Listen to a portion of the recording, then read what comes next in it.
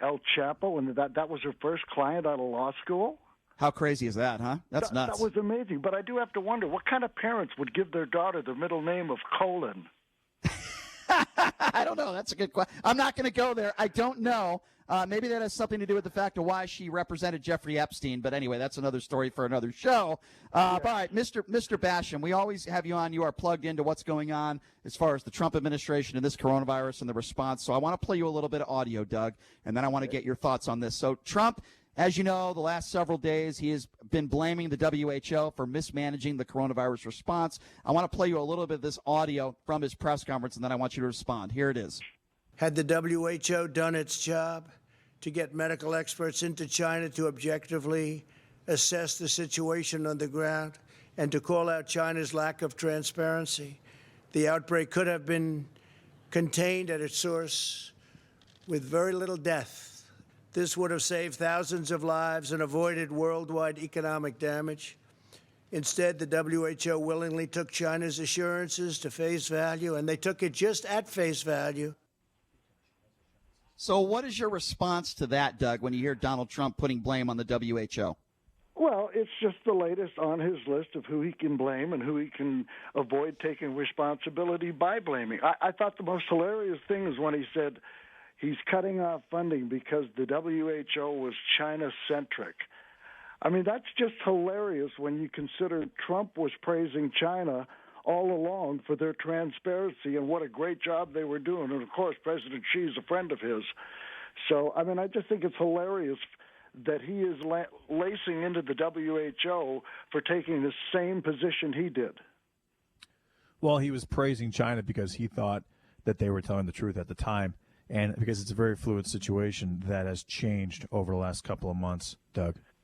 Well, keep in mind, irrespective of what the WHO said, thanks to 3 blockbuster articles that were published Sunday and Monday by the New York Times, Associated Press, and the Washington Post, the bottom line is Trump was being told by his own people as early as January 3rd. He didn't need to listen to the WHO. That's not actually true, though, Doug. Administration whose hair was on fire, begging him to do something, and he didn't. I mean, the bottom line is, after those 3 stories, and if anybody wants to call any of those publications fake news, the New York Times brought receipts, 80 pages, not 80 emails, but 80 pages of emails that show exactly what was going on from early January, and Trump did nothing. The bottom line is Trump knew, he did nothing. If that's the case, then why did Anthony Fauci, who is the foremost expert, you talk about experts, but why did he on January 26th say everything will be fine? We don't think that this is efficient enough through human transmission. He said the exact same thing on February 29th. Why did he make those statements? Because you have to keep in mind, I don't know why whatever Donald Trump was doing, because Trump was being told by other people in his administration, including Alex Azar, his HHS secretary, that something should be done. But the reason that we shut down the economy, the reason that we're in lockdown is because of Anthony Fauci and Deborah Birx and the scientists and the doctors that are saying that 2.6 million people could have died if there was no mitigation, or if we just, quote unquote, let it rip and went for herd immunity. So that's who Trump has been listening to for the last few months, and that's who we should be listening to, considering Anthony Fauci is the president of the National Institute of Health as well, and very well connected to all the different pharmaceutical companies. And I mean, he dealt with HIV, he dealt with SARS, he dealt with MERS, he dealt with Ebola. What Dr. Fauci said in January, there wasn't a task force, nor was Fauci a part of it. Do you know why there wasn't a task force? Talking to Donald Trump. There wasn't a task force because there was one case in the entire United States. There was one death, but the death, it was a man that visited Wuhan from the United States and actually J.D., died in China. Of course you do. So I don't understand what you're saying here. This was going to be a global pandemic, and he needed to start preparing. He ignored them. Actually, as far as on January 22nd was the first time that WHO recognized it as transmissible human to human. Now, that doesn't mean efficient transmissible. That just means transmissible. As late as February 14th, WHO and China, in a joint statement, said that only 1.2% of asymptomatic cases can be carriers of the virus. Anthony Fauci at that time said the exact same thing. All right, go ahead, Doug. It is not a common thing for viruses like this to, I'm not finished yet. There's something very important I'm about to add. But it's not common for viruses like this to be human-to-human transmissible, efficiently. And then we find out that China had 43,000 cases of asymptomatic cases that they were not even counting. All right, let's give Doug time to respond to that. Go ahead, Doug. Well, no one is trying to absolve China of any blame for what they did. The only person that was Donald Trump. He was the one that was thanking them for being so transparent. Hey, hold on a second. Doug, I'm sorry to interrupt you. I want to play this audio, and then I want to let you respond. It's exactly what you are talking about. And then, Doug, I want you to respond to it. This is a reporter confronting Donald Trump yesterday on past praise for China's transparency. This is exactly what Doug Basham is talking about, and, Doug, you'll respond right after it. Here it goes. Here it is. Mr. President, you were just criticizing the WHO for praising China as transparent, but you were saying many of the same things about China just a couple of months ago. So, how do you square your decision to... Well, I did a trade deal with China, where China's supposed to be spending $250 billion in our country. We're going to be watching very much to see. Now, we got a little bit waylaid by the virus. But look, I'd love to have a good relationship with China. But if you look, and we made a phenomenal deal. China has paid, because of me, China has paid us tens of billions of dollars over the course of a very short period of time. Billions of it. Some of that money has been spent to farmers where they were targeted by China. We cannot let that happen. We can't let that happen. So we ended up signing a very good trade deal. Now I want to see if China lives up to it. I know President Xi. I think he will live up to it. If he doesn't live up to it, that will be okay, too, because we have very, very good alternatives. All right, Doug Basham, go ahead and respond to that. That is so typical. He is asked about his praise for China. He doesn't answer the question and starts rambling on about his trade deal. And, of course, President Xi is a friend of his. It's typical. And, I applaud the reporter for asking the question, but then, when they try to follow up and say, look, that's not what I asked you. I didn't ask you about the trade deal. I asked you about your praise for China and President Xi. The mic gets cut. Trump goes to someone else. The question never gets answered, and it gets lost. No, you're right. You're right. He does that every press conference. He cuts people off. In fact, I can't recall when he allowed a reporter, the AON reporter might be the only reporter that he's allowed her to ask the entire question. He interrupts everybody, J.D., and there are plenty of moments in the last few months where he's actually praised the transparency of China. I have seen Donald Trump be interrupted at least 10 times in the last week from various reporters. So you think reporters interrupt him? Paula Reed on, was it Monday? Yes. She interrupted him 5 or 6 times in the middle of that. Because he won't let her finish asking a question. He won't let her finish, and then he insults her. Was her question 3 minutes long? No, it wasn't 3 minutes long. Okay. That's ridiculous. I'm saying Trump gets interrupted all the time. Now, Doug, the reason why Donald Trump was praising China for transparency, again, is because he actually thought that they were being transparent. That has changed over the last couple of months. It is a very, very fluid situation. Like I've said, the reason that on February 15th, he said that we have 15 cases, it's going to go down to 0, because he actually thought it was going to. He thought that asymptomatic cases were not going to spread. He thought, because Anthony Fauci thought, because who thought, because China thought, Doug, they actually thought that the virus was contained to China. Met with Trump, tried to tell him that this was going to be a global pandemic and he needed to start doing something. Trump kept interrupting him and asking him when the flavored vaping products were going to be back on the market. He wasn't interested. He never has been. He's never taken this seriously, and he's still not. He's obviously taking it very seriously, Doug. I'm literally doing the show from Brian Shapiro's kitchen for a reason, because everyone is taking this extremely seriously. I would argue the one person who hasn't who did not take this seriously was Mayor Bill de Blasio.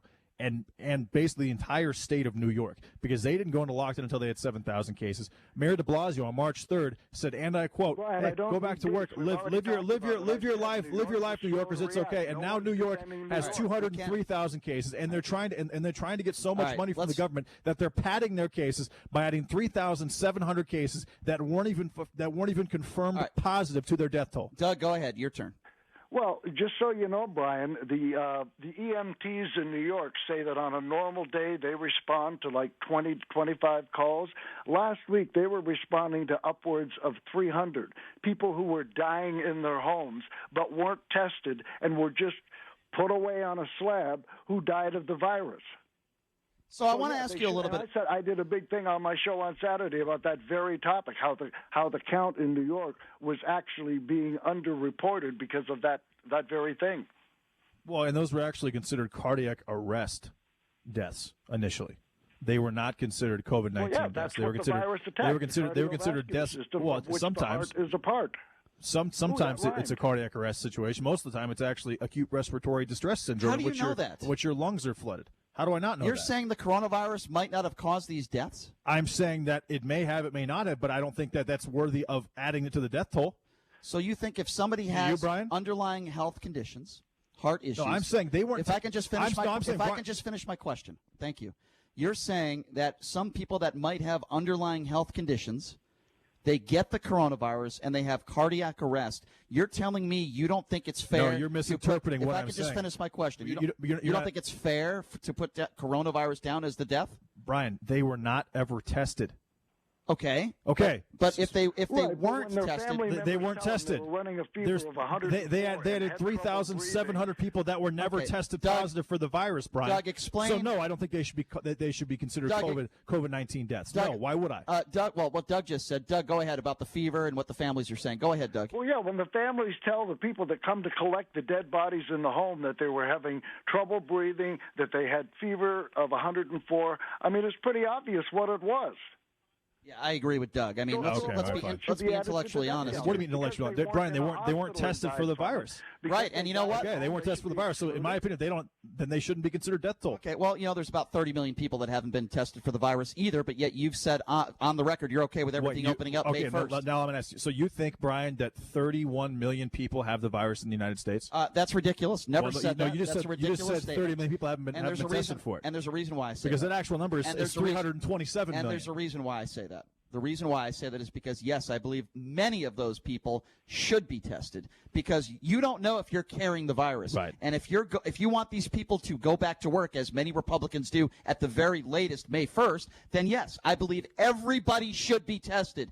Absolutely, 150%, because this is about the health of America. Anyways, Brian, and the health of people in this country. You don't need to scream, by the way. Well, because it's important. No, you're emphasizing the wrong thing. Well, they should be tested for antibodies because a lot of people that had the virus when all this started don't have it anymore. I'm emphasizing because it goes through your system in 20 to 24 days. I'm emphasizing the right thing because I want people like you and people like me to be safe and be healthy. So forgive me if I raise my voice a little bit because I'm passionate about people not dying. Forgive me. I want to go back to Doug for a second here. So Donald Trump in the Rose Garden has decided to do these press conferences, and from what I've heard, according to several outlets, the reason why Doug he's doing it in the Rose Garden because it's in a larger area, not because of the coronavirus, so that he can cut these people off so these reporters can't keep talking. I want to play you an exchange that President Donald Trump had yesterday with Playboy White House correspondent Brian Karem.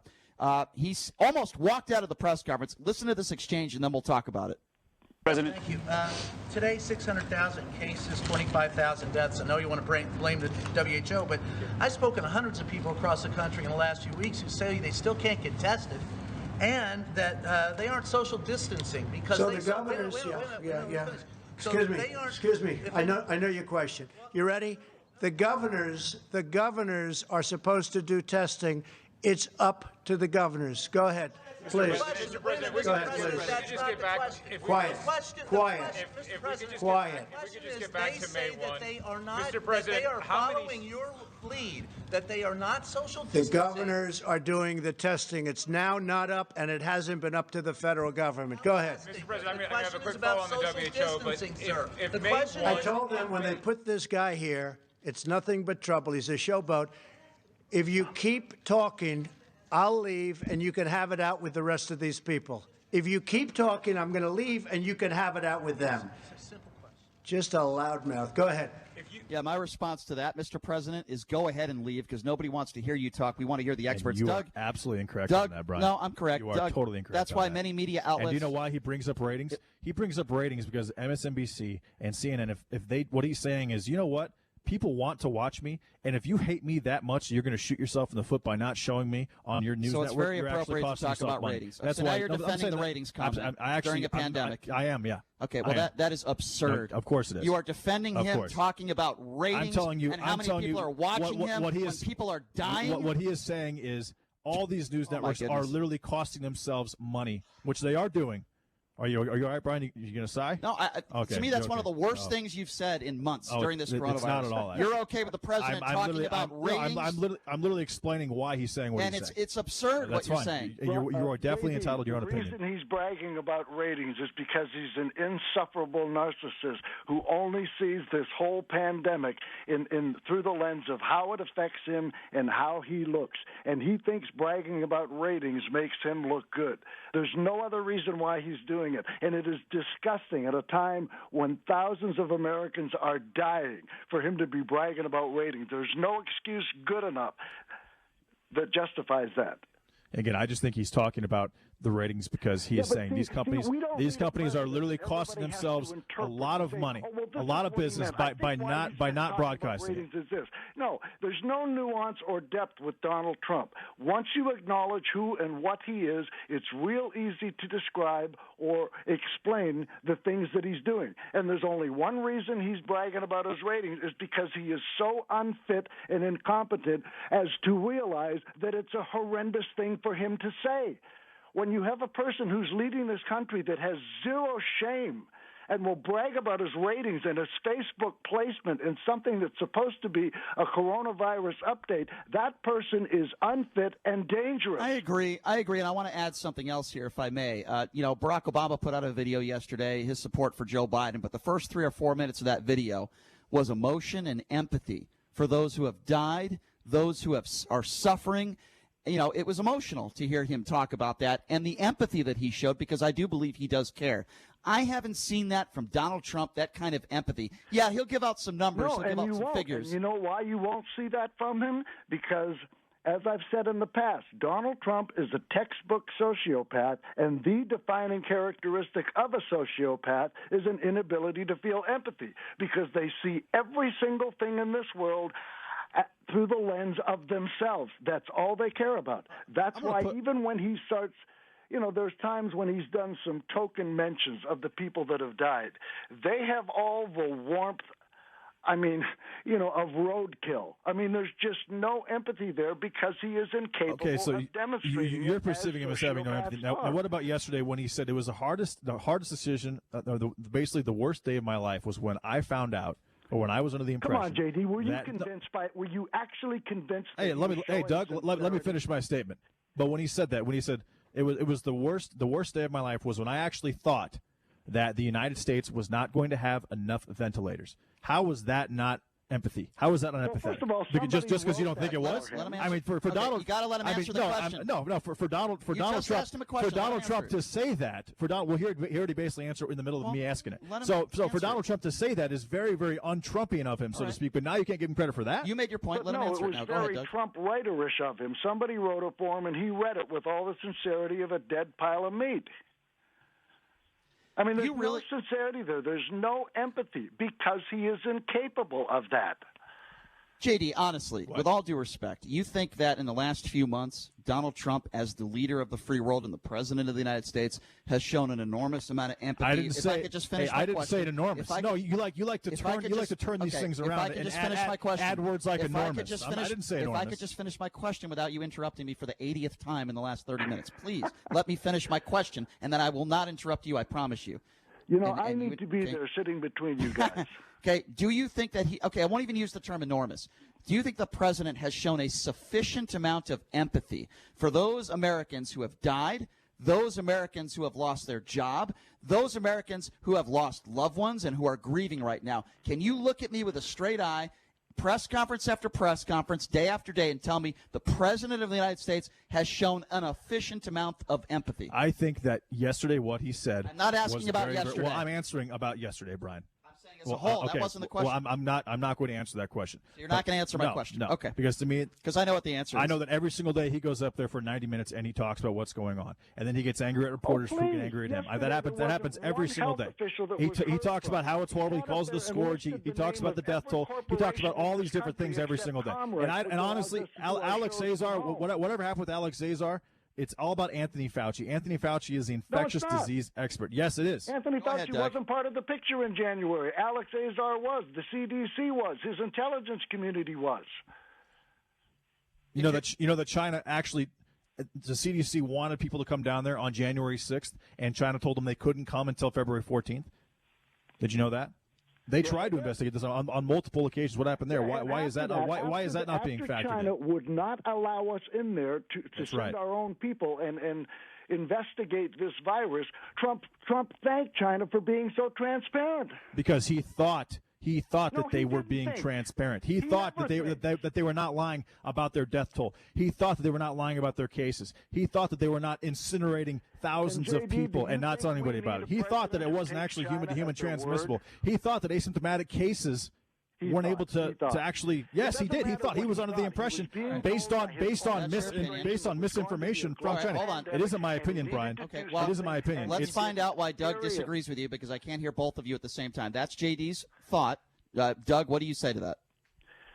Say to what? JD's statement there. Now, I'm not sure which. I mean, I was talking there. Maybe I missed the statement. Well, no, what he was just debating in regards to the CDC and what Trump did or didn't know in January. Well, what I'm saying is it's irrelevant what China was saying, what Dr. Fauci was saying, because he wasn't a part of the task force, which hadn't even been, set up then. What matters is he was being told by his own people, the CDC, Alex Azar, his own intelligence community, that this was going to be a global pandemic and he needed to start doing something. And he didn't. That's all that matters. It doesn't matter what anybody else said. There were people in his own administration, including his own Secretary of Health and Human Services. Their hair was on fire. Mr. President, you need to do something. And he didn't. Yeah, and listen, I agree with you on that aspect, Doug. I think there's two aspects of this. In all honesty, Brian, there's nothing to agree with. That's what happened. Unless you're on the Trump end of the spectrum and you're not unwilling to see the truth. I mean, listen, China's responsible. We need to find out exactly who was responsible. The Chinese government swept this under the rug. They do need to be punished. And I think the response by the president and his administration has been pathetic. How could you actually possibly say that with a straight face? Well, we don't have enough time because I've only got about. You are sensationalized. You don't actually believe that. No, not sensationalized at all. That's why we're one of the worst countries in the world dealing with what we're dealing with. Doug, thank you so much for joining us. Trump was bragging that we had tested 2 million Americans. Yeah, exactly. Of those 2 million, 500,000 tested positive. That's 1 in 4. No. Doug, you're right, and we're going to continue this conversation on the other side. But, Doug, I do appreciate you taking some time to join us. As always, your show on Saturdays, 2 to 4, is phenomenal, and I appreciate your time, sir. Thank you so much once again. Always my pleasure, guys. Thank you. That's Doug Basham, does a great show, 2 to 4. Taking your calls next.